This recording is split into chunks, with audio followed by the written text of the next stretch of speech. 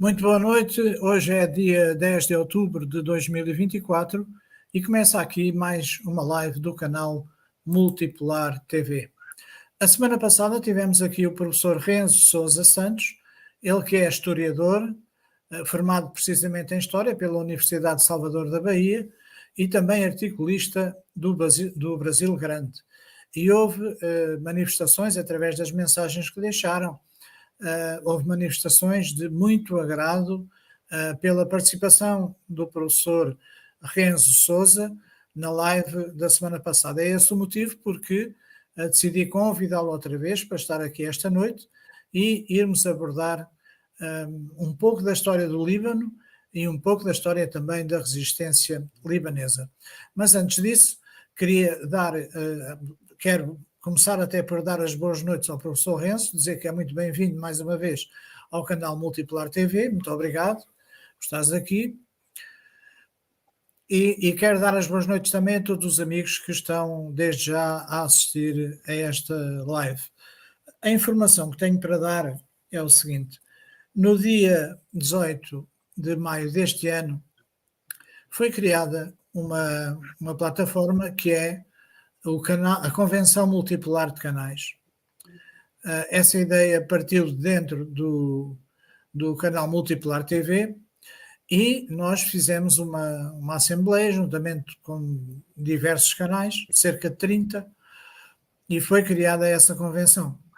Foram nos estatutos e a convenção foi criada. Pois bem, a convenção vai ter a primeira live para a apresentação pública no próximo sábado, às 15 horas do Brasil e às 19 horas de Lisboa, 19 horas de Portugal. E o canal é @Convencao Multipolar de Canais.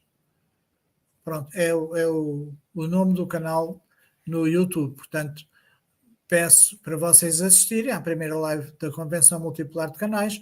Nesta convenção estão canais muito importantes, como o canal do comandante Robinson Farinaso, o canal História Militar em Debate, o canal da Geopolítica do professor Lejeune Miran, Guerra Patriótica do nosso amigo João Cláudio Pitilo, enfim, são muitos canais, são cerca de 30 canais, portanto é uma convenção grande, é uma convenção com uma grande diversidade de canais, de Portugal, temos gente da África, gente do Brasil, portanto a nossa primeira live de apresentação do canal é no sábado, como disse, às 15 horas do Brasil e às 19 horas de Lisboa, e o endereço é @Convencao, portanto, Convencao, de convenção, mas sem C cedilhado e sem til, Convencao Multipolar de Canais.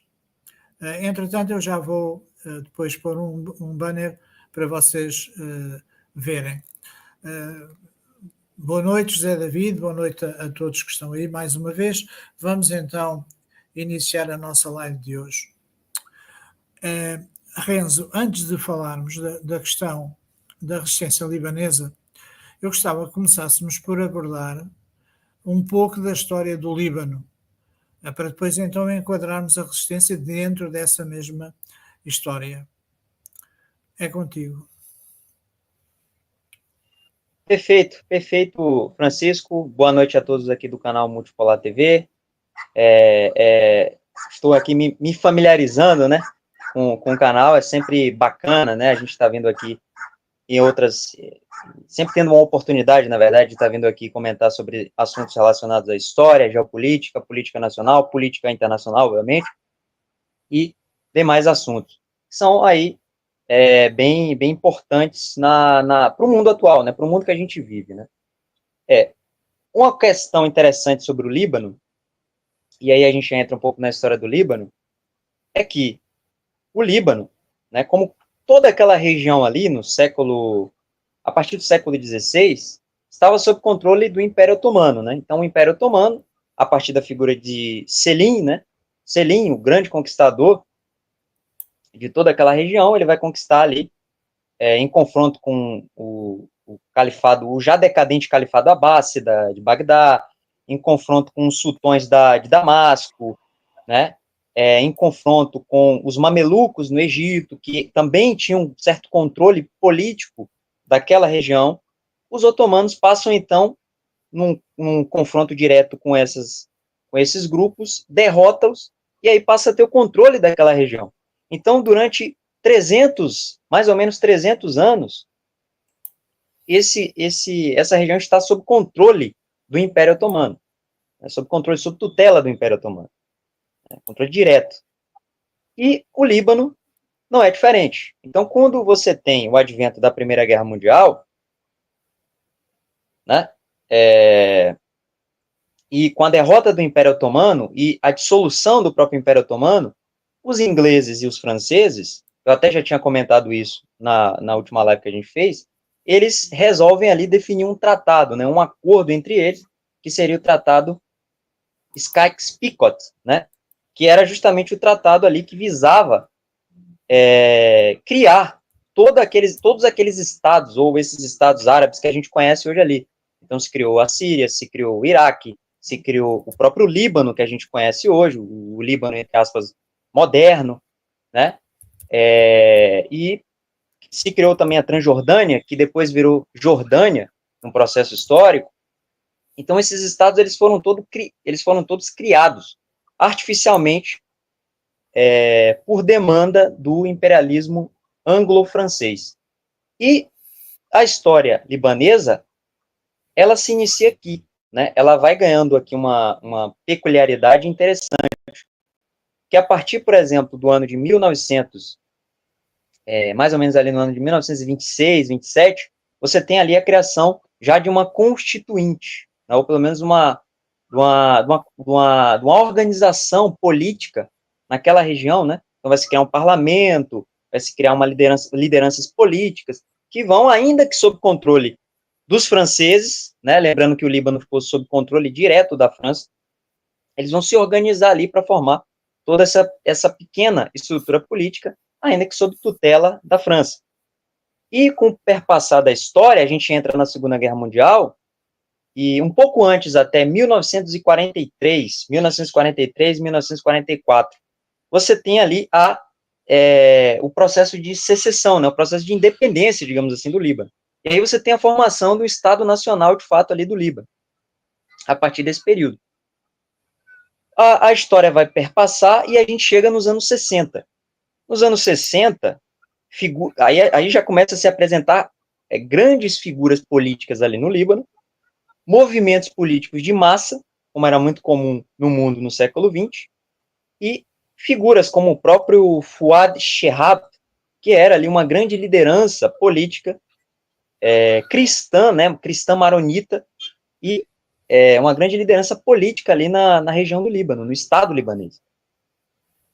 Então, é a partir do próprio Fuad Shehab que, por exemplo, os contornos geopolíticos que o Líbano vai começar a construir, as alianças, vão surgir a partir desse período. Aí a gente está falando aí os anos 60, já 68, 69, início dos anos 70, né? Então, países como Síria, países como Israel, Israel aqui já, obviamente, já existia, a Síria também, vão começar, de uma certa forma, a tentar trazer o Líbano para o seu lado, através de acordos, através de algum tratado, e tudo mais. E uma coisa interessante nessa época, isso vai ser um dos elementos que eu vou comentar posteriormente, isso vai ser um dos elementos que vai levar, na verdade, ao digladiamento, ao conflito interno, que vai, obviamente, desencadear a Guerra Civil Libanesa posteriormente, é que em 1969, o próprio Fuad Shehab, ele chegou a fazer uns acordos com aquele movimento. Esses acordos foram feitos no Cairo, inclusive, com mediação do Egito, os chamados Acordos de Cairo, ou Acordos do Cairo, de 1969. O Fuad, ele começou a fazer acordos com aqueles movimentos palestinos, né, por exemplo, a OLP, a Organização da Libertação da Palestina, que era o movimento do Yasser Arafat, para que esses movimentos começassem a atuar dentro daquele território ali libanês. começassem a se organizar ali dentro, né? Por quê? Porque esse movimento da OLP era um movimento que era próximo, isso que é uma coisa interessante, esse movimento era próximo dos cristãos maronitas, da comunidade cristã melquita, aquela comunidade cristã libanesa. De uma certa forma, eles convergiam, né? Até porque a própria OLP, ela não tinha um caráter religioso, ela não tinha um caráter confessional. Ele não era um movimento muçulmano propriamente dito, era um movimento de caráter árabe, de caráter nacionalista.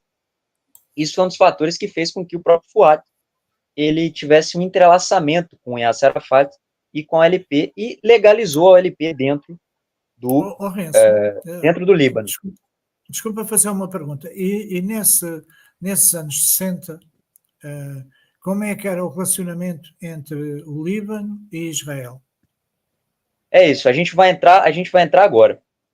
Vamos entrar nisso agora quando a gente for falar da guerra civil. Essa guerra civil que é muito importante para a gente entender o que está acontecendo hoje ali naquela região entre Israel e Líbano.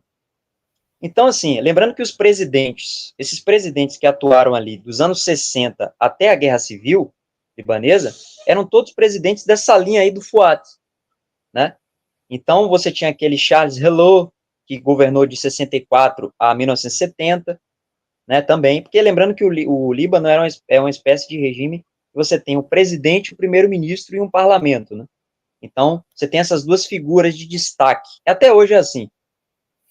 Então, você teve esse Charles Helou, você teve o próprio Fuad, você teve aquele Suleiman Frenchier, que governou nos anos de 70 a 76, né? Elias Sarkis. Então, foram figuras, de certa forma, que vinham dessa elite que se formou ali, a partir da formação do próprio Estado-nação do Líbano, que era exatamente essa elite cristã, maronita e tudo mais, que passou a governar o Líbano, que passou a ter uma visão positiva do Ocidente, que passou até ter uma boa relação com os franceses, que apesar da independência, mas a França ainda continuou ali atuando naquela região, e também passou a ter uma boa relação com os movimentos palestinos, nacionalistas palestinos, o que, obviamente, desencadeou, né, um olhar não muito amigável de Israel, né?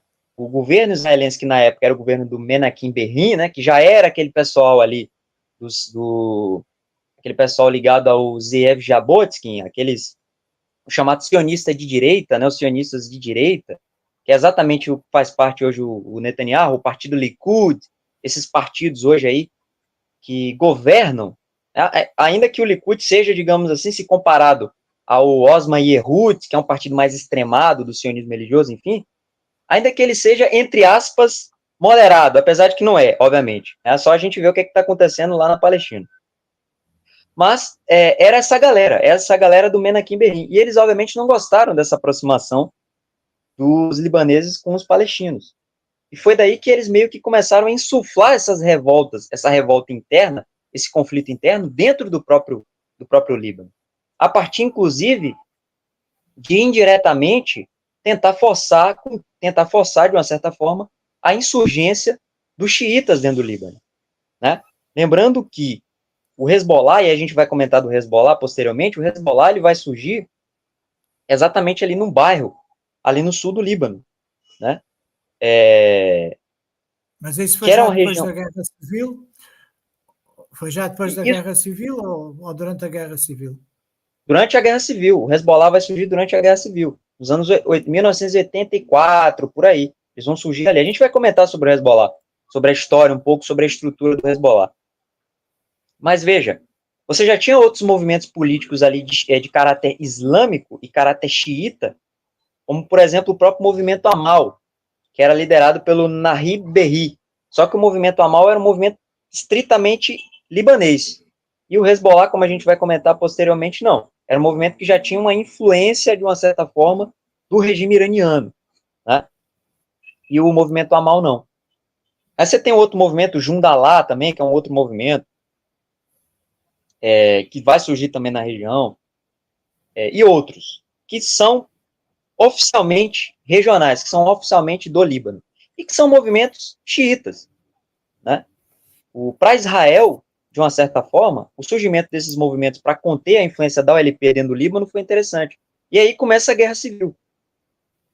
né? A guerra civil, ela começa com o advento da morte, inclusive, de um presidente, né? Um presidente libanês, que era o Bashir Gemayel.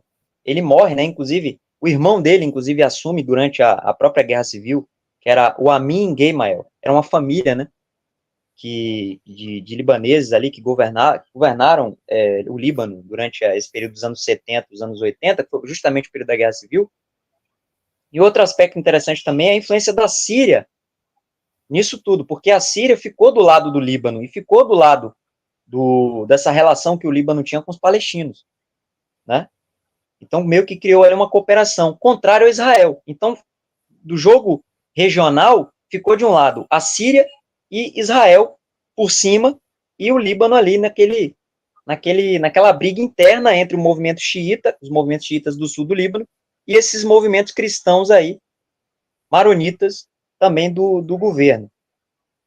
E aí você começa a Guerra Civil, a gente entra na Guerra Civil, nos anos 70, né? Essa Guerra Civil ela vai acabar em 1990. Então são vários anos ali de conflito, de guerra civil, dentro do Líbano, né, que vai causar uma destruição imensa no Líbano, que é exatamente um conflito entre esses grupos, todos esses grupos, né, inclusive, vai ter um escândalo até com Israel já na chamada a Operação de Paz na Galileia. Israel denominou a operação de intervenção no Líbano com esse nome, que era chamada Operação de Paz na Galileia, quando, na verdade, eles não fizeram paz nenhuma, né? Eles adentraram, inclusive, em bairros de árabes, de muçulmanos que existiam ali, até mesmo libaneses, e cometeram crimes, assassinatos, assim, de terrível magnitude. Tanto é que o Shimon Peres chegou a fazer parte desse processo, ele chegou a negar por muitas vezes isso, né? Os massacres que Israel cometeu ali no Líbano, né? Lembrando que a comunidade xiita é do chamado Vale de Beca, que fica no sul do Líbano, ou seja, nos arredores ali do sul do Líbano, e também pega a parte de Beirute.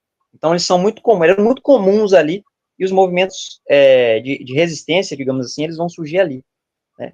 E tem até um episódio que se eu não me engano,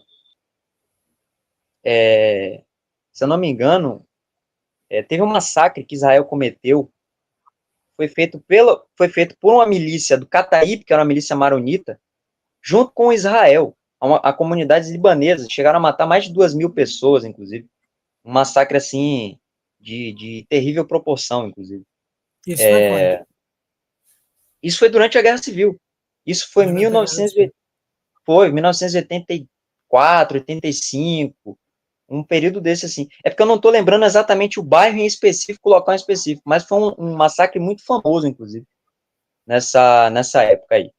Mas é isso. Então, a Guerra Civil do Líbano, ela acaba em 1990, com os chamados Acordos de Taif, ou os Acordos de Taif, né, como eles nomearam, com as consequências desse conflito. A gente tem a criação e o surgimento do Hezbollah, que é um movimento que vai ganhar muita força a partir dos anos 90, né, o fortalecimento da comunidade xiita dentro do Líbano, né, e um certo enfraquecimento, inclusive, da própria comunidade cristã, principalmente os maronitas ali, que durante um período de tempo relativamente grande da história do Líbano, eles tiveram controle político, né? E aí, a partir dessa virada de chave do final da Guerra Civil, você tem digamos assim, essa influência política dos xiitas ali. Lembrando que, mesmo durante a Guerra Civil libanesa, o Líbano continuou a ter vários presidentes. Você teve um presidente atrás do outro. Então, você teve lá o Rachid Karami, o Salim Ross, o último deles foi o Michel Aoun. Então, todos esses políticos aí eram políticos que, de uma certa forma, apesar de serem cristãos, eles já tentavam abrir mais espaço para a comunidade islâmica, para os xiitas adentrarem o parlamento, terem mais espaço, justamente por conta dessa instabilidade que existia ali, exatamente por conta aí dessa questão do movimento xiita mesmo, que estava sendo oprimido ali, né, digamos assim, por esse pessoal ali na época. Então, obviamente, que eles tiveram que se sublevar, né, no processo. Então, Renzo, o Hezbollah, se eu bem entendi, ele surge por Só questões. para lembrar, eu lembrei aqui a vila. O nome da vila é Sabra e Chatilha. O nome do massacre é o massacre de Sabra e Chatilha. Isso foi em 15 de setembro de 1982. Depois vocês podem até pesquisar. Tem imagens disso tudo. Pessoas mortas. É uma coisa assim terrível. Que foi acometido pelas forças de Israel, junto com esses grupos aí, com aquele grupo que eu falei, o Kataib, que era o grupo cristão maronita, em correlação com Israel. Mas me desculpe aí, era só para mim, que às vezes eu vou lembrando aqui, aí eu comento. Muito bem. Então, se eu bem entendi, o Hezbollah foi criado por questões religiosas, não é? Digamos, da guerra que havia entre os sunitas e os xiitas. Não tinha nada a ver com a questão da Palestina, não tinha nada a ver com essa situação. E outra pergunta que eu queria fazer também era a seguinte: sempre ouvi dizer que o Hezbollah tem por trás o Irão, que é o Irão que apoia o Hezbollah. Gostava de comentar se isso é verdade e se for verdade, se isso acontece desde a fundação do Hezbollah ou se foi em algum momento histórico, não é? Algum momento da história mais recente que esse apoio veio a ter lugar. Uma coisa interessante disso tudo, que a gente também não pode tentar ser reducionista também, né? A gente também tem que contextualizar todo aquele período. Lembrando que esse movimento xiita ali também no Iraque, era um movimento forte também no Iraque, até porque o Iraque é o grande berço da comunidade xiita. Foi ali que o imã Hussein morreu, né? Ele foi assassinado em Karbala, na cidade lá de Karbala, no Iraque. Ele é o filho de um dos filhos ali um dos descendentes de Ali, na verdade. E é a partir de Hussein ali que você tem ali o surgimento, uma formalização do xiismo, tal como a gente conhece, principalmente a partir de um teólogo, que é o Ja'afari, é um teólogo xiita muito importante para eles, inclusive que é um teólogo que é usado, um jurista xiita, que é usado até hoje aí no Irã e tudo mais, né? A influência política dele, religiosa dele é muito grande, os chamados xiitas duodecimanos, como dá o nome. Então, naquela época, era uma época com uma conturbação muito grande.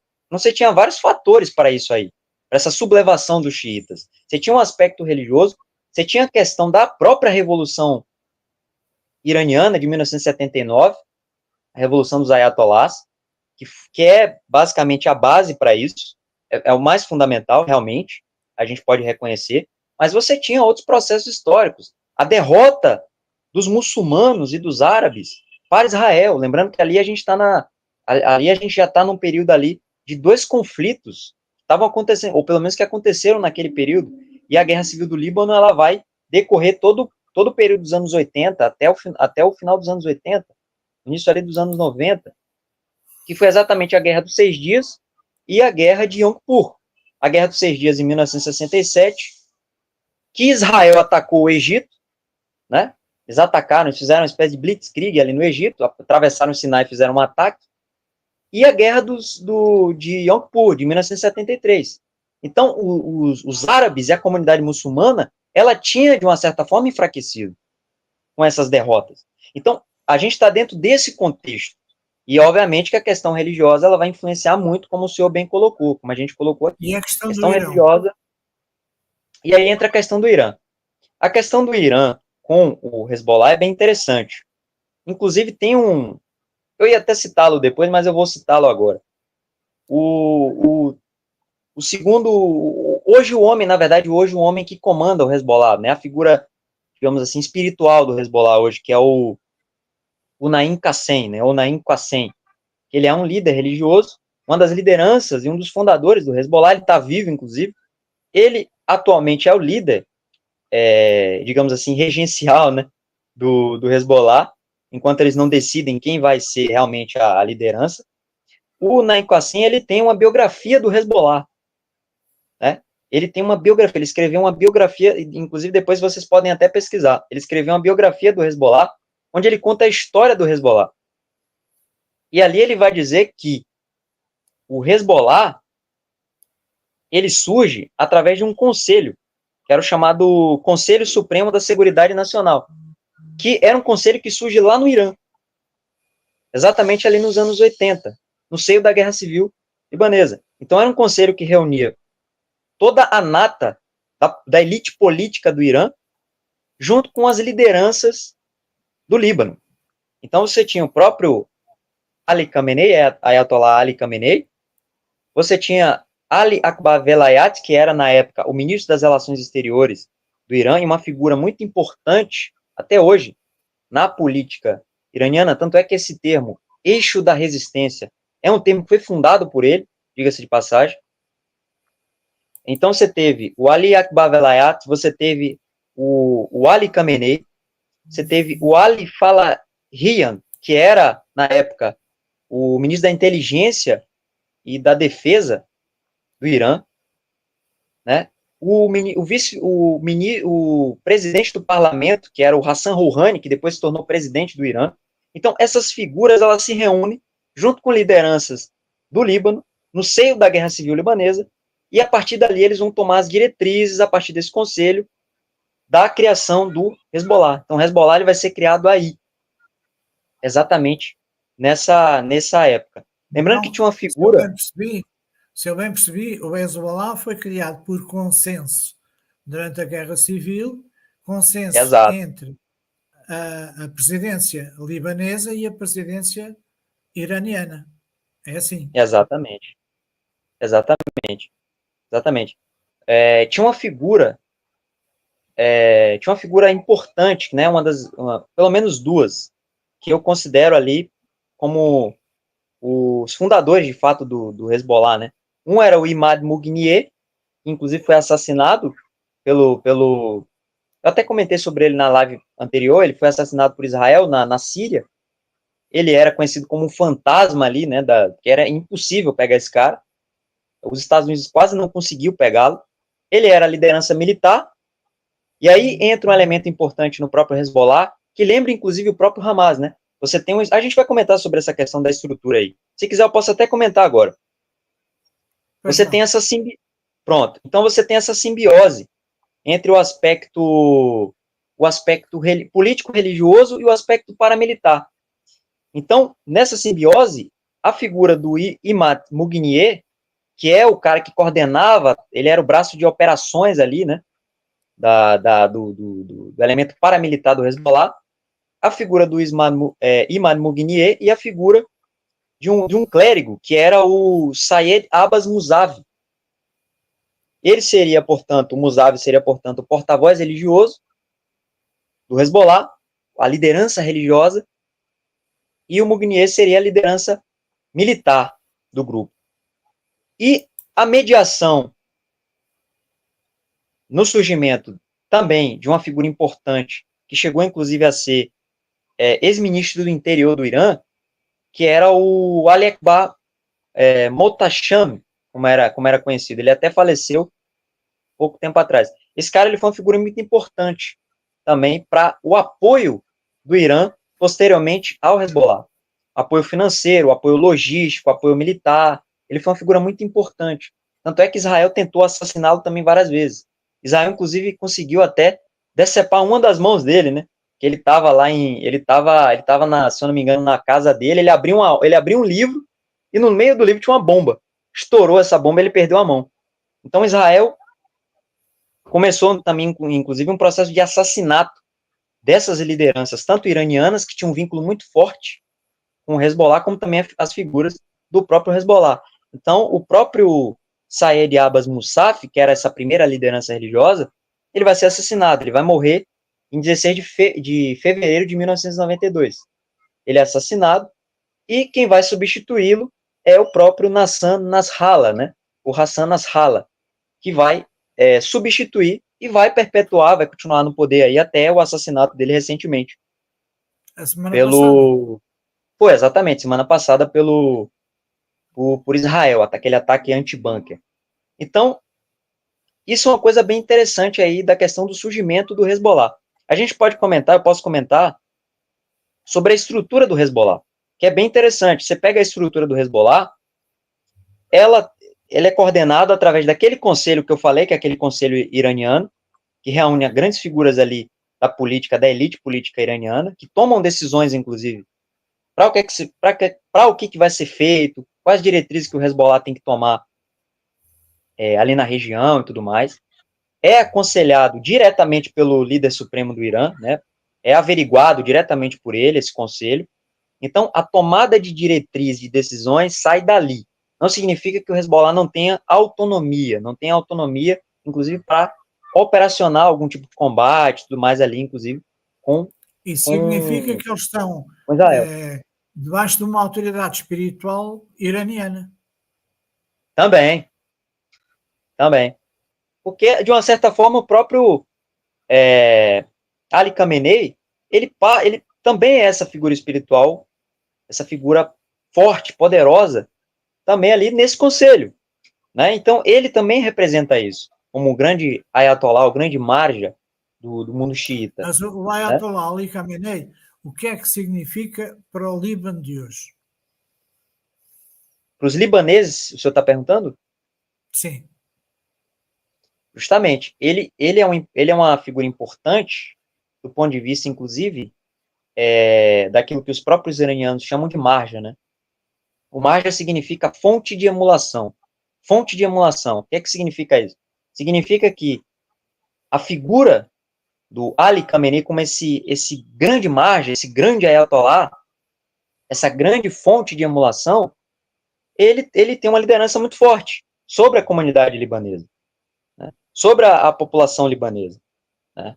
E todos aqueles clérigos que ali habitam, os clérigos xiitas que ali habitam, são subordinados intelectualmente, ideologicamente e também por causa dessa questão da fonte de emulação do próprio Ali Khamenei. Então, ele é a figura determinante ali para aquela comunidade ali na região. Deixa-me estabelecer aqui um paralelo. Vamos ver se eu não vou dizer aqui um disparate. Eu queria só concluir a questão da estrutura, só para o senhor depois perguntar. Sim. Pronto.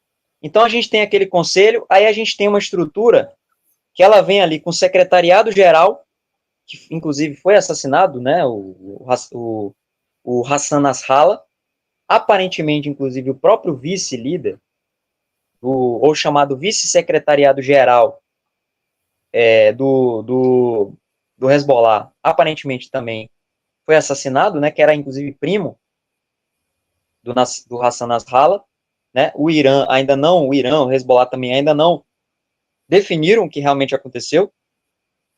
Lembrando que só uma coisa, para me concluir, lembrando que, inclusive, o Esmail Gani, eu vi essa notícia recentemente, o Esmail Gani, que é o chefe da Força Quds, ele tinha desaparecido. Simplesmente desaparecido. O cara ficou 10 dias desaparecido. Apareceu aí recentemente. Os iranianos, inclusive, alegando que ele está sendo investigado, né? Porque eu acho que os iranianos estão dizendo aí que o Mossad, né? Aquele pessoal ali do Kindle, possa ter se infiltrado na Força Quds. Mas isso é papo para outra hora. Então, voltando à questão da estrutura. Então, você tem esse secretariado-geral, que é exatamente esse Velayat Ifek, né? Que é exatamente faz jus a essa liderança religiosa, né? A tutela desse jurista, como é na tradução do persa. Aí você tem esse vice-secretariado-geral, que eu comentei que pode ter sido assassinado por Israel, que hoje tem a figura do Naim Qassem, que eu até comentei, que é biógrafo, inclusive, do Hezbollah, é um clérigo, inclusive, do Hezbollah. Ele tem, sob tutela dele, ele tem tanto o secretariado-geral como o vice-secretariado, até o momento em que eles decidem quem é que vai ser o próximo líder, de fato, do Hezbollah.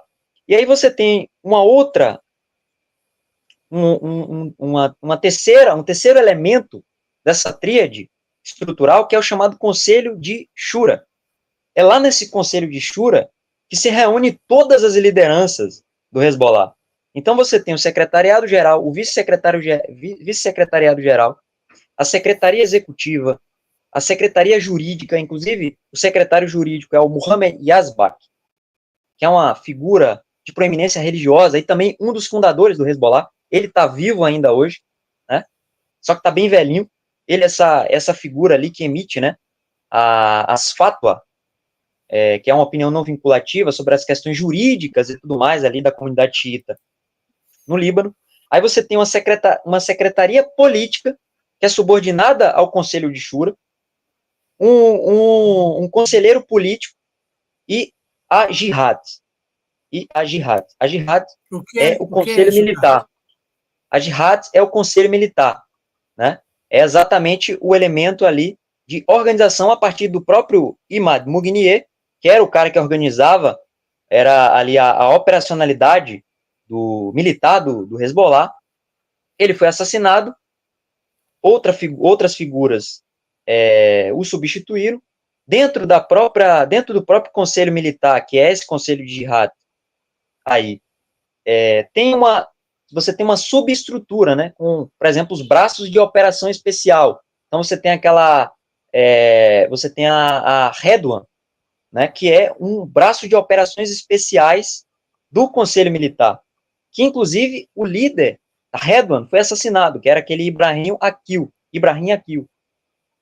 Foi assassinado, inclusive, por Israel, porque ele estava junto com o Nasrallah lá em Daie, em Beirute. Ele foi assassinado também. Ele estava junto com o Nasrallah, né? Então ele também foi assassinado. Ele foi substituído agora recentemente. Então você tem aí essa estrutura interna que é a cadeia de comando do Hezbollah, que corresponde ao Conselho de Shura, que corresponde ao vice-secretariado-geral e principalmente ao secretariado-geral, obviamente que, como é um grupo paramilitar, o Conselho Militar de Jihad tem uma importância muito maior, diga-se de passagem, do que, obviamente, a questão do representante, da figura política religiosa do secretariado-geral, apesar de ser uma figura aí de liderança. Mas é isso. Hoje, quantos guerrilheiros entre militares e paramilitares é que o Hezbollah tem ao seu serviço?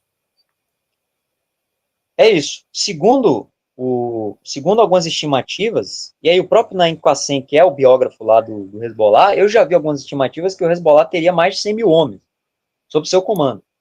Às vezes chegam a 150 mil homens, às vezes números que chegam até 200 mil homens, só o Hezbollah, só o Conselho Militar de Jihad, né? Só isso aí, sem contar os outros grupos paramilitares ali, que em colaboração, em algum tipo de coordenação, poderiam se unir ao Hezbollah, como o Kataib Hezbollah, que é um outro grupo que existe ali no Iraque, que é o chamado Kataib Hezbollah, que é um outro movimento que existe ali no Iraque, de caráter xiita também.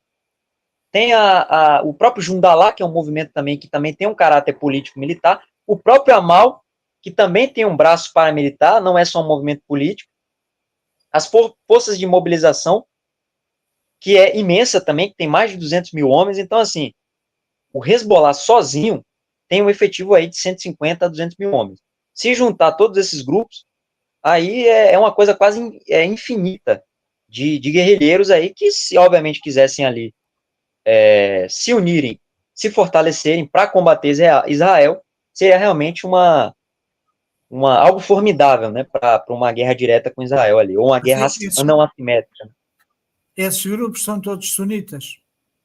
Esses grupos são xiitas, né? São todos eles xiitas. Exatamente. Eles estão localizados, eles se localizam em regiões específicas. Então, Kataib Hezbollah está no Iraque, o Jundallah está no Líbano, o Amal está no Líbano, né? Eles têm, inclusive, um grupo que atua ali no Kuwait. Tem uma comunidade ali que atua no Kuwait. Então, eles são bem descentralizados ali nessa questão das organizações aí paramilitares xiitas, né? Então, quando se fala em resistência islâmica, não é? Um termo que é bastante conhecido e que é emprego muitas vezes, até em serviços de notícias, estão a referir-se a todos esses grupos que acabaste de escrever. Exatamente. Onde entram também os xiitas. Exatamente. Esse termo, eixo da resistência... Onde entram também os úteis, desculpa. Os Houthis são xiitas também, só que os Houthis, eles pertencem a um ramo do xiismo, que é o chamado xiismo zaidita, que é um xiismo ali que se adaptou no Iêmen durante séculos, e a partir de uma figura política de importância no Iêmen, o movimento, que é o chamado movimento Ansar Allah, né, que a gente conhece aqui como Houthis, eles ganharam aí certa notoriedade. Mas é uma espécie de xiismo regional, é um xiismo ali, zaidita, que é um xiismo específico ali do Iêmen, né? Lembrando que o Iêmen é uma região ali histórica que o xiismo ganhou muita força ali durante séculos naquela região ali. Né? Então, são remanescentes disso. E os Houthis também são considerados como parte integrante do chamado eixo da resistência. Esse termo, eixo da resistência, apesar de que ele ganhou muita notoriedade com a Força Quds, né, com o Qassem Soleimani, com a figura do Qassem Soleimani, mas esse termo, ele é um termo anterior. Ele é um termo que foi criado pelo próprio Ali Akbar Velayat, que é essa figura de importância ali por trás da política externa do Irã, né? Ele que modelou a política externa do Irã e é uma figura de importância muito grande na política iraniana aí. Tanto é que, independentemente dos ministros de relações exteriores que atuam hoje no Irã, todos eles seguem essa doutrina do Ali Akbar Velayat. Mas, enfim.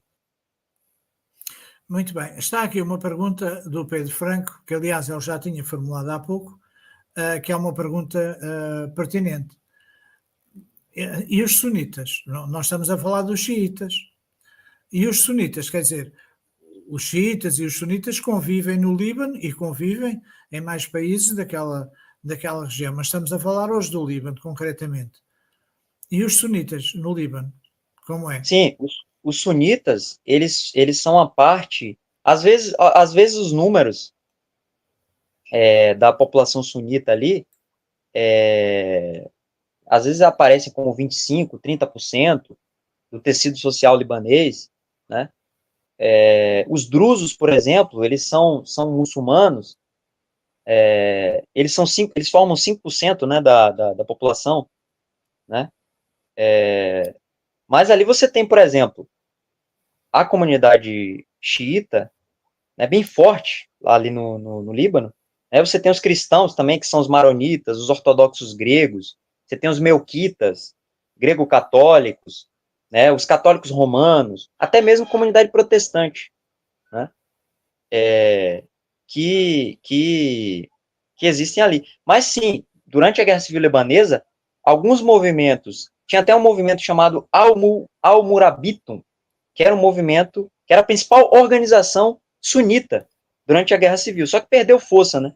Acabou perdendo força com o advento do crescimento do próprio Hezbollah, ali na região. Então, a comunidade sunita, a força política dela hoje no Líbano é quase irrelevante.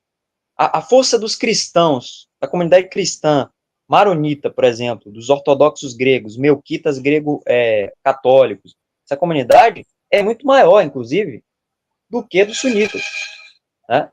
E também tem uma pequena comunidade judaica lá também no Líbano. Então, o Líbano, ele é bem, do ponto de vista religioso e étnico, ele é bem diversificado. Ele é bem diverso.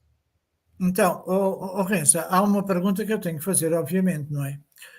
Que é as relações entre o Hezbollah e o Hamas e os outros grupos da resistência palestina.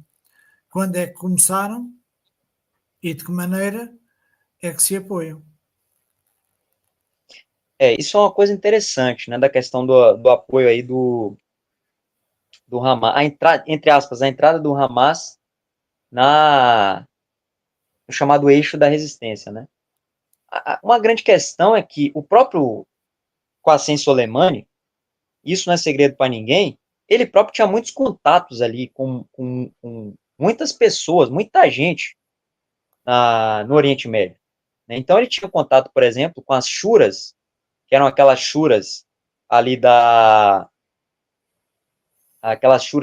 Afeganistão, né, que depois da queda do Talibã, né, se formou-se shuras ali, né, rachuras ali que os talibãs formaram ali, né, para ainda continuarem coexistindo, né, com a presença militar norte-americana, Soleimani ele tinha contato com esse pessoal, né, então ele tinha contato com esse pessoal, ele tinha contato com os grupos, digamos assim, islamitas ali da Palestina, então a Jihad Islâmica, o próprio Hamas também, né, lembrando que o Hamas, ele passou a ter uma relação boa, inclusive histórica ali, com os sírios, né, os sírios, inclusive, passaram a ter uma relação ali com o Hamas, fornecer armas, fornecer recursos ali para o Hamas e tudo mais, só que a relação do Irã, aparentemente, com o Hamas e do Hezbollah com o Hamas é uma coisa, digamos assim, um tanto mais recente naquela região. Porque a própria relação do Hamas com os países do Golfo Árabe, chamado Golfo Pérsico ali, eram muito maiores. Tanto é que o Catar, a Emirados Árabes Unidos, Kuwait, esses países aí, eles, de uma certa forma, mandando recursos humanitários para a Palestina, uma parte desses recursos ia também para o Hamas. Uma coisa interessante da relação do Hamas com a Arábia Saudita é que a chamada Irmandade Muçulmana, ela foi condenada, né, na Arábia Saudita, por conta de alguns atentados, inclusive, que alguns grupos ligados à Irmandade Muçulmana nos anos 70 tinham feito lá na Arábia Saudita. Teve até um atentado famoso nos anos 70, que foi perpetrado por uma figura ligada à Irmandade Muçulmana. E como o Hamas ele tem vínculo com a Irmandade Muçulmana, de uma certa forma, a Arábia Saudita meio que passou a olhar diferente. E aí o Irã, no meio desse vácuo de poder, obviamente que o Irã, junto com os sírios, eles vão tomar espaço, né? Então a relação do Hamas com o dito eixo da resistência e com o Hezbollah e com o Irã, ela vai ganhar uma notoriedade nos últimos anos, né? Principalmente a partir dessa operação de 7 de outubro, né? Que o Hamas fez contra Israel. Que foi toda coordenada pelo Irã, né? Foi toda coordenada pelo Irã. O Hamas foi treinado pelo Irã, né? O próprio Esmail Khani, lá da Força Quds, né? Que é o general que eu falei, que apareceu recentemente aí, estava sumido. Ele propriamente treinou esse pessoal para poder fazer a chamada Tempestade de Al-Aqsa, a Operação Tempestade de Al-Aqsa, né? Que foi aquela operação do Hamas contra Israel. Há uma pergunta que eu queria fazer também e que tem a ver com o seguinte: há vários analistas que afirmam que a criação do Hamas foi instigada pelos sionistas, foi instigada por Israel para criar uma divisão nos movimentos da resistência palestina. Isso tem algum fundo de verdade ou não? Olha, eu já li muita coisa sobre essa questão da relação do Hamas com Israel, né? Só que, como eu tendo a ser pragmático nas minhas análises, o que eu posso dizer é que teve sim uma colaboração, mas uma colaboração não de construção ex nihilo, né? Ou seja, uma construção do zero de Israel para com Hamas, ou seja, Israel foi lá, planejou, orquestrou tudo e criou o Hamas, do nada. Não foi assim. Como eu havia comentado na live anteriormente, o Hamas ele surge não como um movimento paramilitar, né? Ele não surge como um movimento paramilitar, ele surge como um movimento popular, de caráter comunitário. O próprio Sheikh Ahmed Yassin, que era o Sheikh, que era ali a figura, o líder religioso, né? O porta-voz religioso desse chamado movimento de resistência islâmica, que se tornou Hamas, né? Que é o acrônimo para Hamas, ele surge dessa forma. Movimento comunitário, movimento de ajuda, de apoio às populações ali palestinas, né? Como Israel estava tendo problemas, e aí entra naquele contexto da época, e a guerra civil do Líbano tem também um aspecto de interesse aqui. Como Israel estava tendo problemas ali no Líbano, com a OLP, e a OLP estava muito forte, como eu falei lá daquele Tratado do Cairo, de 1969, que, digamos assim, legalizou a atuação da OLP dentro, inclusive, do Líbano, Israel precisava agir. de uma certa forma. Então, o surgimento do Hamas, a força que o Hamas vai ganhando, a projeção, inclusive quando o Hamas se torna um movimento organizado paramilitar, a partir de uma figura chamada Abdel Aziz al-Rantisi, que era essa figura militar ali, né, por trás ali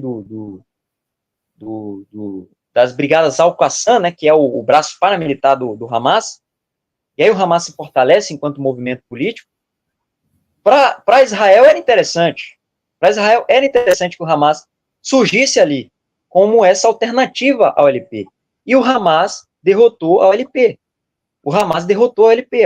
A OLP foi derrotada, né? A OLP foi destruída pelo Hamas, né? Apesar de que o Fatah, né, que do Mahmoud Abbas, que é a autoridade palestina, ela ainda existe ali. E meio que para não perder, digamos assim, o resquício de influência que ainda resta para eles, eles apoiam o Hamas. Tanto é que você teve uma eleição em 2005 na Palestina com vitória do Hamas, que a autoridade palestina apoiou o Hamas. Foi vencido até pelo Khalid Meshal, né? Que inclusive está vivo ainda. E depois o Israel foi lá e não quis. Israel não aceitou essa vitória e acabou intervindo lá em Gaza, destruindo o governo do Hamas, bloqueando o porto, inclusive, ali na região, porque eles não queriam que o Hamas se tornasse hegemônico. Aí a gente já está num período aí de conflito entre o Hamas e Israel.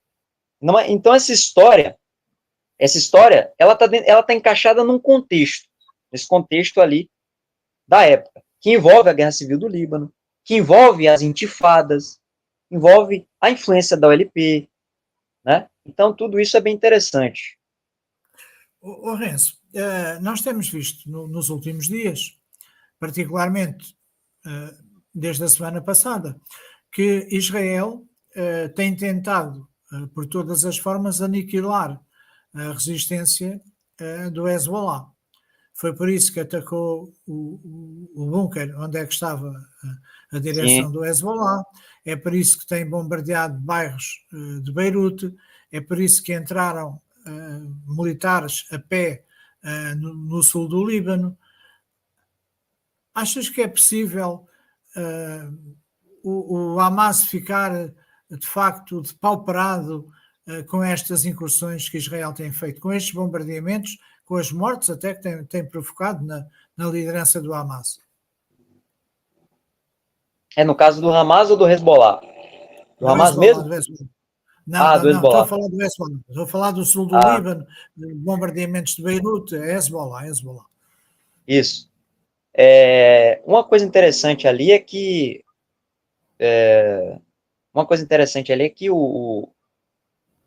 aquele ataque que teve semana passada de Israel a esse bunker reunia ali as lideranças, tanto religiosas, secretariado-geral, porta-voz, como da própria força do braço de operações especiais do Hezbollah, que era Redwan, que eu comentei aqui. O Ibrahim Akil, ele foi morto nesses ataques aí. E outras lideranças também importantes na história do Hezbollah também foram mortas. Naquele Arak, né? Foi morto também nesse ataque. O Líbano chegou a perder mais de 2.000 pessoas, né? Milhares de refugiados. Israel também está perdendo soldados, né? Já tem aí 50. Eu vi alguns dados que tinham muitos soldados, mais de 50, 60 soldados já. E aí você multiplica, né? Já tinham sido falecidos, já tinham sido mortos, abatidos. Destruição de tanques, né? O Hezbollah também atacou alguns Merkavas com aqueles mísseis anti-blindados que o Hezbollah tem. Lembrando que o Hezbollah tem uma estrutura de defesa bem interessante, né? Então eles têm ali mísseis anti-blindado, né? Eles têm até, inclusive, armas químicas, que eles não usam, diga-se de passagem.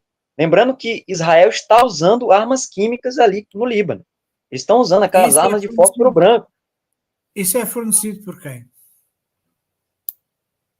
as armas que são fornecidas ao Hezbollah são fornecidas pelo Irã, né? Tanto pelo aquele conselho que eu falei lá no início, aquele conselho lá que eu comentei antes. Aquilo ali tudo é fornecido pelo Irã.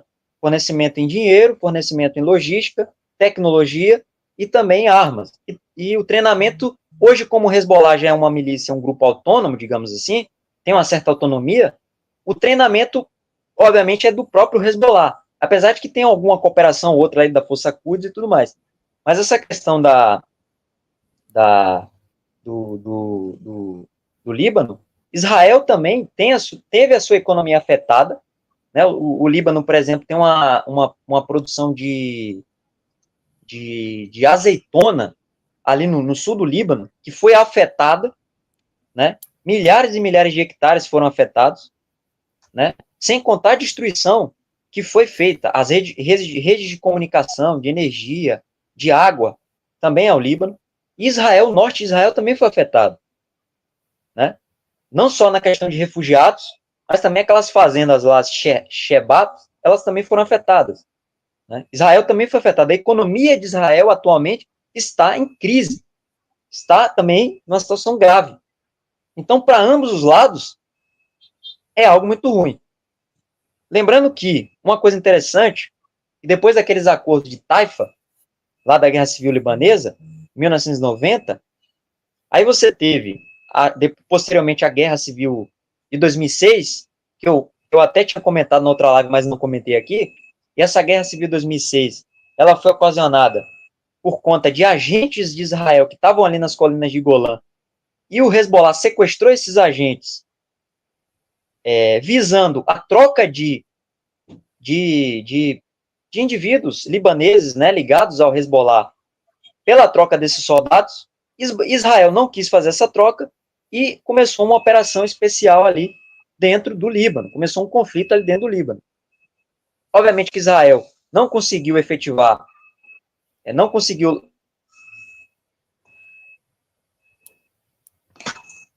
A imagem ficou trocada. Espera aí, eu acho que alguém me ligou aqui, só um momento. Voltei. É porque... Só um momento. Muito bem, eu aproveito para lembrar... É porque alguém tinha me ligado aqui. Então, eu aproveito para lembrar os amigos que estão a assistir à live. Porque o áudio está bom ou ele está ruim? Está conseguindo me ouvir? O áudio está bom. Pronto, era só uma coisa que eu queria comentar, a questão da Guerra Civil. Quando você teve a Guerra Civil, o final da Guerra Civil, a própria ONU, inclusive, criou uma resolução, que foi aquela resolução 1701, do Conselho da Segurança das Nações Unidas, que criou uma linha azul ali, né, do sul do Líbano para o território de Israel. Então, criou uma linha azul ali, né, que colocava ali, inclusive, uma força interina das Nações Unidas do Líbano, que era chamada UNIFL, que era para fazer ali, para ficar rondando aquela região ali, para não deixar que nem Israel, nem o Hezbollah adentrassem na linha azul, ultrapassassem a linha azul. Só que, atualmente, essa linha azul já foi para o espaço, né? Israel já jogou isso para os ares e já adentrou, já está tentando adentrar ali o sul do Líbano, apesar de não ter logrado êxito. Está com muitos problemas ali. Né?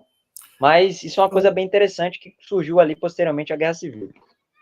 Renzo, nós estamos no final da live, estamos com 1 hora de live, e eu queria fazer uma pergunta que tem a ver com o seguinte: o que é que entendes que se possa vir passar daqui para a frente?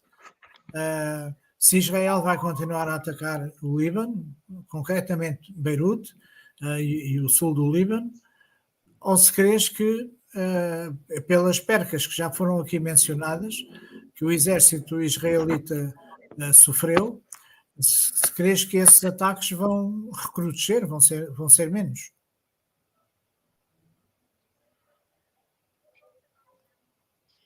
O áudio do senhor ficou muito baixo. Poderia repetir? A pergunta que eu fiz foi o seguinte: atendendo àquilo que já foi dito aqui, que o exército israelita perdeu várias dezenas de soldados quando tentaram entrar a pé no sul do Líbano, isso é conhecido. Se o que se prevê daqui para a frente, se é que Israel continua a bombardear Beirute e o sul do Líbano, como tem feito até aqui, ou se as percas que sofreu vão fazer diminuir a ação agressiva sionista contra o Líbano para tentar aniquilar o Hezbollah. O senhor perguntou sobre a questão de Israel bombardear o Líbano, né, começar uma série de bombardeios, e a questão de Israel com o Irã. Se eu não me engano, acho que deu para me escutar aqui, porque meu áudio ficou muito baixo, por conta que alguém tentou me ligar aqui, o áudio deu uma queda. Mas eu acho que é isso, não é isso? Está melhor assim o áudio? Melhorou o áudio agora? Melhorou um pouco. Pronto. A pergunta que eu fiz tem a ver com o seguinte. Nós já concluímos que Israel perdeu dezenas de soldados quando tentou invadir a pé o sul do Líbano. E se essa situação, que naturalmente afeta moralmente o exército sionista, se essa situação vai fazer com que Israel diminua os ataques que têm sido feitos a Beirute e ao sul do Líbano, ou não? É a pergunta que eu quero fazer. Qual é, enfim, a expectativa que tens em relação àquilo que se vai passar nos próximos dias, talvez nas próximas semanas, nesta questão de Israel atacar o Líbano? Então, o senhor perguntou sobre a questão, eu vi que o senhor falou da questão ali, das baixas que Israel está sofrendo no Líbano, e a operação que Israel está, eu até cheguei a comentar sobre essa operação na live anteriormente, sobre a questão da continuidade, né, se Israel vai ter condição de, é aquilo que a gente comentou aqui, a situação econômica de Israel é muito grave, né, a situação econômica de Israel é muito grave. Israel está sofrendo economicamente com esse esforço, entre aspas, de guerra, né, ali, não só em Gaza, mas agora, evidentemente, com o Hezbollah, no Líbano. Israel ainda nem conseguiu penetrar o Líbano direito. Eles apenas estão na linha azul que eu falei, que conta daquela resolução ali que eu citei. Né? Então, Israel não conseguiu nem adentrar ainda o Líbano, de fato. A única coisa que Israel está conseguindo fazer é, com a utilização dos seus caças, da sua força aérea, é fazer ataques aéreos a regiões específicas, principalmente ali em Beirute, né, que é onde fica ali o QG do Hezbollah, onde ficava pelo menos um dos QGs do Hezbollah, região de Daer, né? Mas aparentemente, pelo que eu venho aí lendo, esse 37º governo aí de Israel, ele é um governo que aparentemente a liderança política aí de Israel, eles não largam o osso, né? Aparentemente eles vão até o fim, né? Eles não vão dar o braço a torcer, não. Até porque esse governo atual de Israel, ele é um governo composto apenas por indivíduos ou por grupos, partidos que são claramente opostos a quaisquer tipo de negociação, né? Esse governo aí de Israel é tido como um governo mais radical da história de Israel, né? Mais extremado da história de Israel, mais militante até da história de Israel, né? Então, se você pega os partidos e os grupos que compõem o governo do Netanyahu, é só aquele pessoal ali do chamado sionismo religioso, que é exatamente o United Torah Judaísmo, o Religious Zionist Party, o Otzma Yehut, que é o partido mais radical de Israel hoje, e eles têm uma influência muito grande na política do governo do Netanyahu, né? Inclusive, uma figura chamada Itamar Ben-Gvir. Esse sujeito, ele é ministro da segurança. Olha só a situação. O cara é ministro da segurança do governo do Netanyahu. E ele faz parte desse movimento radical. Significa que eles não toleram negociação. Eles vão até o fim.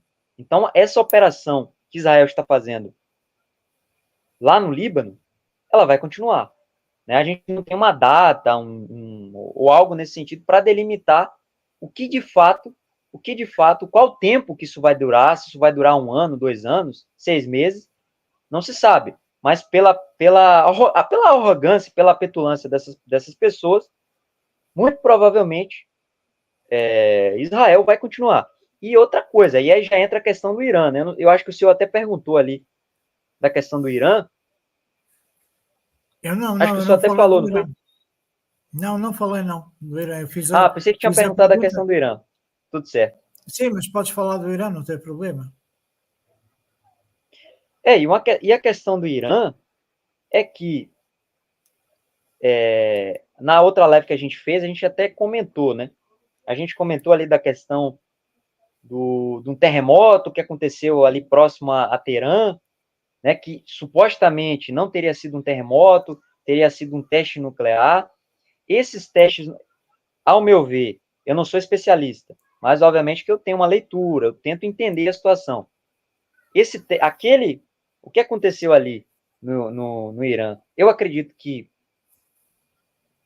em meio a meio pode ser 50%, pode ser um terremoto, como pode ser um teste nuclear. Lembrando que esses testes nucleares subterrâneos, aquilo ali foi um teste nuclear subterrâneo, na história aí das bombas nucleares, vem acontecendo há muito tempo. Vem acontecendo há muito tempo. A Coreia do Norte, por exemplo, ela faz inúmeros testes subterrâneos. E a Coreia do Norte tem uma boa relação com o Irã. Então pode, de uma certa forma, durante muitos anos, ter passado, né, ali ter passado ali uma boa Tecnologia. experiência para o Irã poder começar o desenvolvimento das suas bombas nucleares. Eu já li outros artigos e outras em até mesmo em livros, em alguns livros que eu li, que o Irã também havia construído esses dutos subterrâneos para fazer testes nucleares, que o Irã havia construído esses dutos. Então, existe um indício muito grande de ter sido realmente uma experiência. Lembrando que para você fazer isso, sempre você vai deixar algum vestígio, né? Sempre você deixa algum vestígio. Porque, apesar de você cavar um buraco muito grande, sei lá, 400, 500, até mesmo esses buracos aí na superfície até a superfície até o subsolo, na verdade, podem chegar até 1.000 quilômetros. Mas a explosão de uma bomba dessas aí, até uma bomba de plutônio, que é a mais fraca, uma bomba de plutônio, uma bomba de urânio, da mais simples, não precisa ser uma bomba termonuclear, que é a mais poderosa, até uma bomba de plutônio, ela tem uma capacidade de uma distância, né, de até 18 mil quilômetros. Um buraco de 1.000 quilômetros, ela tem capacidade, a energia despendida na explosão, ela tem a capacidade até mesmo de chegar ao solo e deixar algum vestígio, um buraco, alguma coisa nesse sentido. E a gente vê as imagens do satélite, aparentemente não tem nada. Então, por isso que eu enxergo que você pode ter você pode chegar a essa conclusão que é meio a meio. Pode realmente ter sido um teste, mas muito bem acobertado, porque, inclusive, a Coreia do Norte, eu já vi testes que a Coreia do Norte fez. Inclusive, tem uma montanha lá na Coreia do Norte, cujo nome eu esqueci agora, mas tem uma montanha lá no norte, realmente no extremo norte da Coreia do Norte, que eles fazem testes subterrâneos dentro dessa montanha. Então, eles cavam essa montanha e fazem testes ali. E nenhum desses testes, se você observar a imagem de satélite, a montanha ela se locomove, cara. A montanha se locomoveu, ela saiu de um ponto A para o ponto B. E você não tinha um vestígio ali de um buraco, uma ultra mega explosão, não. Você só tinha esse movimento da montanha e que de fato era uma experiência, era um teste nuclear, porque a própria Coreia do Norte admitiu, coisa que o Irã não fez. Então essa coisa é muito nebulosa e muito provavelmente a gente não vai saber se o próprio Irã não alegar publicamente que foi um teste. E a questão da operação, só para concluir, e a questão da operação que Israel vem prometendo fazer contra o Irã é uma coisa complicada, porque pelo que eu vi, a primeiro momento que Israel queria fazer era ataques às usinas nucleares, aos principais reatores nucleares do Irã. Então, você tem o reator nuclear de Tabriz, que fica lá no norte, o reator nuclear de Isfahan, que fica no centro, e o maior reator nuclear do Irã, que fica em Bushehr, que fica ao sul de Teherã, bem na costa leste, bem na costa oeste do Irã, bem do lado do Golfo Pérsico. Israel, supostamente, havia dito que faria ataques a essas usinas, o que seria uma tragédia absurda, Israel fazer um negócio desse. Né? Seria uma tragédia absurda. E outra coisa seria um ataque a refinarias do Irã. E todas as refinarias, as principais refinarias do Irã, também ficam na costa oeste. Apenas algumas refinarias ali que ficam no sul do Irã, no porto de Bandarabas, fica no sul do Irã. Mas as principais refinarias deles ficam ali na costa oeste. O que também é acessível entre aspas, porque a gente está falando de uma topografia muito peculiar, né? Não é tão fácil assim você atingir essas refinarias, porque elas estão muito bem protegidas, e também essas usinas. Porque ali naquela região toda aquela cordilheira, aquela faixa oeste do Irã, você tem a chamada Cordilheira dos Agros, né, ou dos Agros, que é quase impossível de você conseguir penetrar, é uma cadeia gigante de montanhas. Então é bem difícil para Israel conseguir efetivar um ataque aéreo ali. Mas tudo pode acontecer, né? Muito bem, Renzo. Chegamos ao final da nossa live de hoje. Quero agradecer mais uma vez a tua presença aqui no canal Multipolar TV. Espero que os nossos amigos que estão a assistir tenham gostado desta live de hoje como gostaram da semana passada, e voltaremos a encontrar-nos um dia destes outra vez para mais uma aula de História com o professor Renzo Sousa aqui no canal TV, no canal Multipolar TV. Muito obrigado, Renzo, por mais esta participação.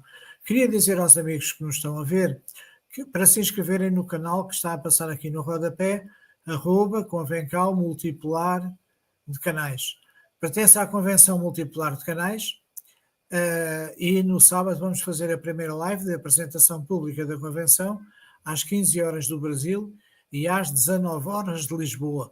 Contamos com todos a assistir a essa live, até porque temos ali convidados que são convidados de grande notoriedade.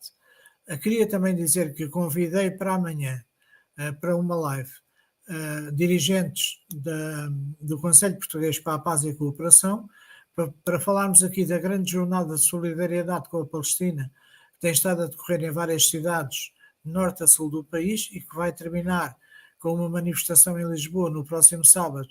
Manifestação essa que sairá às 3 horas da tarde da Praça do da Praça do Martim Ministro, sim, para a Praça do Município, mas que até esta data ainda não me responderam. Portanto, o convite foi feito anteontem, terça-feira, até ao momento do começo desta live ainda não obtive resposta. Portanto, se o Conselho Português para a Paz e a Cooperação estiver disponível, aqui estaremos amanhã com mais uma live para falarmos dessa grande jornada de solidariedade que movimentou milhares e milhares de pessoas em muitas cidades do norte a sul do país. Resta-me desejar uma boa noite a todos, agradecer pela vossa presença aqui na assistência do site, pedir-vos para deixarem um like no canal Multipolar TV, para deixarem um comentário também depois da live ter acabado, que é importante para projetar a live e para projetar o canal, deixarem um comentário, para se inscreverem no canal aqueles que ainda não são inscritos e também para partilharem a live em todas as plataformas onde for possível, a começar pelos grupos do WhatsApp, no Facebook, no Telegram, no Instagram, no Rumble. Eu queria até comentar, Francisco, sobre o Brasil Grande, né? Se inscrevam no canal Brasil Grande. Eu faço parte do canal Brasil Grande. Se inscrevam lá no canal, prestigiem também o nosso trabalho, que é bem importante para o público aqui também conhecer um pouco lá do nosso trabalho. A gente também fala de geopolítica lá. A gente faz lives lá sobre geopolítica de vários países. Eu cheguei, inclusive, para quem é interessado, para quem é brasileiro, até para quem não é brasileiro, quem é português aí, irmão nosso, se vocês quiserem acompanhar, a gente fez uma live até sobre a geopolítica do Brasil, onde a gente trouxe tudo que vocês possam imaginar. História, figuras, os criadores da geopolítica brasileira. Então, para quem não conhece, procurem lá que vocês vão gostar muito. E tem muito assunto lá também que a gente comentou. Mas é isso aí, queria agradecer, fazer esse jabá aí. Sim, sim, é lógico. Eu peço até desculpa porque eu próprio devia ter pedido às pessoas para se inscreverem no Brasil Grande e sublinho, portanto, esta informação que o Renzo Sousa deu e reforço que se devem inscrever também no canal Brasil Grande, que tem matérias de grande interesse. Eu sou seguidor do canal Brasil Grande e ao mesmo tempo também estou no grupo do WhatsApp do canal Brasil Grande. Então, boa noite a todos, muito obrigado pela vossa presença e, se calhar, até amanhã, vamos ver. Tchau, tchau, boa noite.